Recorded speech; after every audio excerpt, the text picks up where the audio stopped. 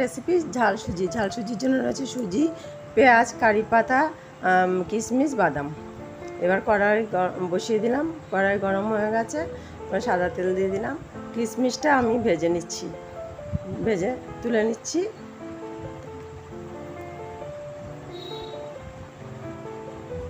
আর বাদামটা আমার কাছে ভাজাই রয়েছে। এবার পেঁয়াজটা দিয়ে দিলাম, পেঁয়াজটা একটু ভাজা হয়ে গেলে কারি পাতাটাও সাথে ভেজে তুলে নেব। কারণ কি সুজিটার সাথে ভাজলে সুজিটা ভালো ভাজা হবে না।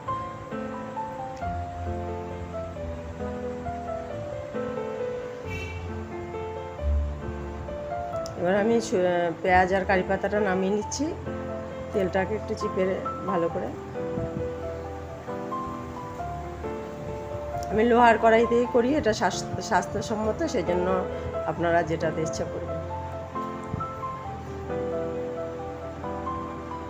এবার একটু ঘি দিয়ে দিলাম আর সর্ষে ফোড়ন দিয়ে দিলাম, দিয়ে এবারে আমি সুজিটা দিয়ে দিচ্ছি।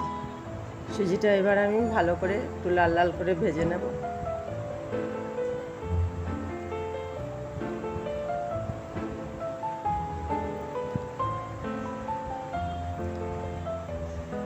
একটু ভাজা হয়ে গেলে সাথে আমি পেঁয়াজ, কারি পাতাটা ভাজা ছিল ওটাও দিয়ে দেবো সাথে। এবারে বাদামটাও দিয়ে দেবো, কিশমিশটাও দিয়ে দেবো, একটু নুন চিনি স্বাদ মতো দিয়ে দেবো। এবার আমি পাশে গরম জল করে রেখেছি, ফুটে গেছে গরম জলটা।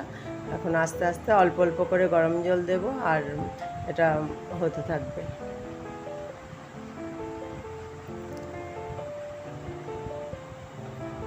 এবার আমি দিয়ে দিলাম পুরো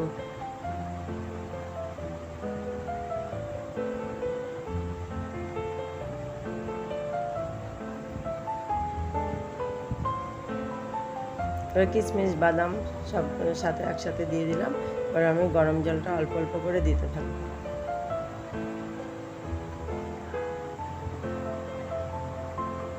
অল্প অল্প করে দিতে থাকবো, নাড়তে থাকবো।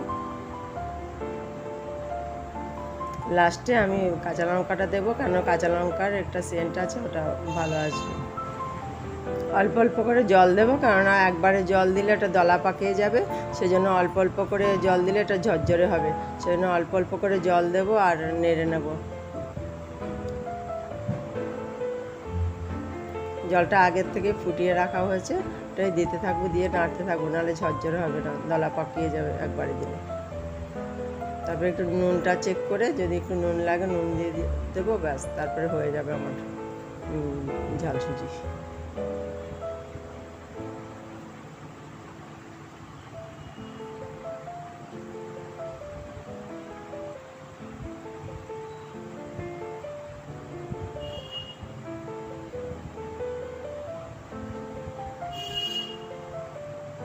এবার কাঁচা লঙ্কাগুলোও দিয়ে দেবো, সেন্ট আসবে ভালো। চেরা ছিল,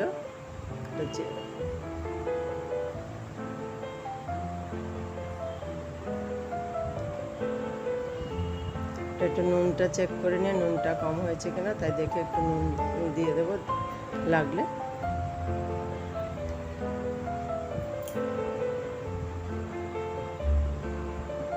একটু নুন কম হয়েছিল, একটু নুন দিয়ে দিলাম, ব্যাস। এবার নেড়ে হয়ে গেছে আমার সুজিটা, এবার আমি নামিয়ে নেব। ভালো লাগলে আপনারা করে খাবেন।